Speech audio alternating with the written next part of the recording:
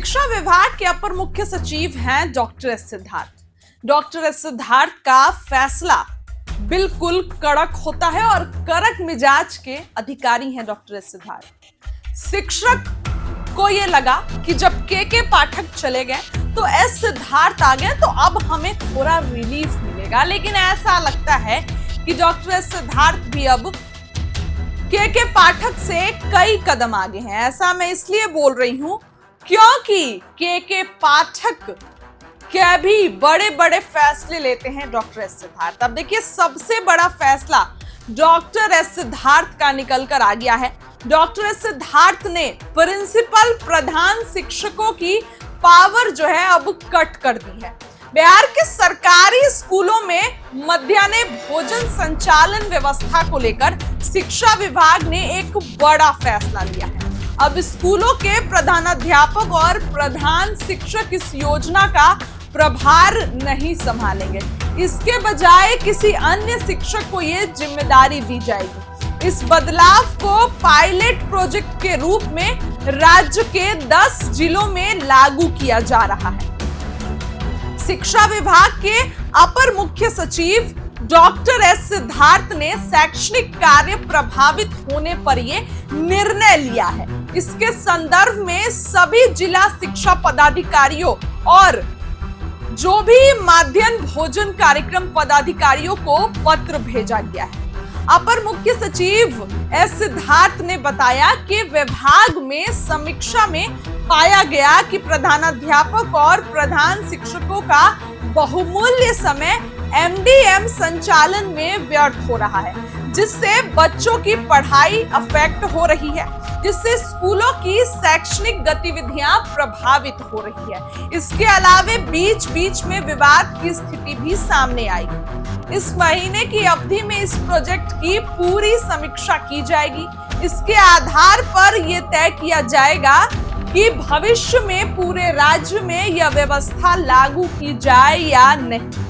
शिक्षा विभाग का मानना है कि इस पहल से शिक्षकों का समय बेहतर तरीके से शैक्षणिक गतिविधियों में लगाया जा सकेगा।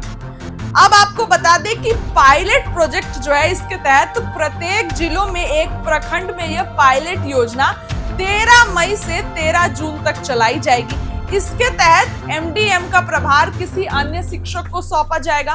प्रधानाध्यापक पूरी तरह से माध्याह्न भोजन योजना से अलग रहेंगे। उनका मुख्य फोकस शैक्षणिक प्रबंधन पर होगा। एमडीएम प्रभारी स्कूल शुरू होने के 1 घंटे बाद बच्चों की उपस्थिति की फोटो लेंगे।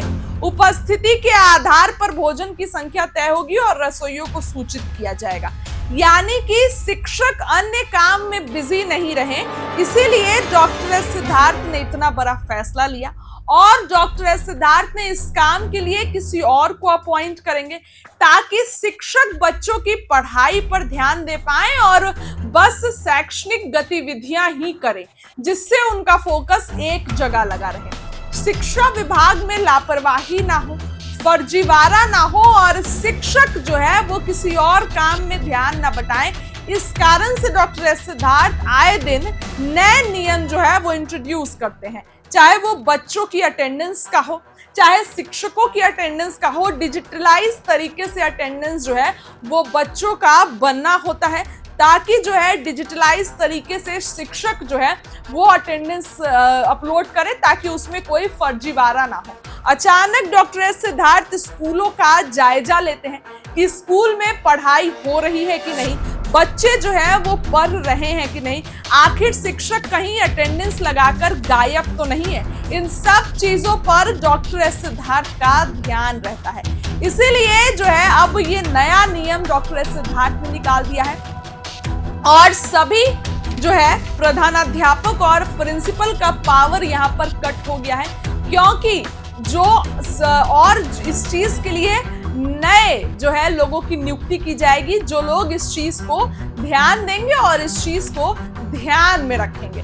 डॉक्टर एस सिद्धार्थ का ये फैसला है। अब सभी शिक्षक, प्रधानाध्यापक, प्रिंसिपल को इस चीज को लेकर फॉलो करना होगा और उनको अपना ध्यान बस बच्चों की पढ़ाई पर लगाना होगा और शैक्षणिक गतिविधियां कैसे बेहतर हो और कितना प्रोडक्टिव स्कूल बने, इसको लेकर उनको अपना ध्यान लगाना होगा। फिलहाल इस खबर के लिए इतना ही। क्या कहना है कमेंट करिए। बहुत बहुत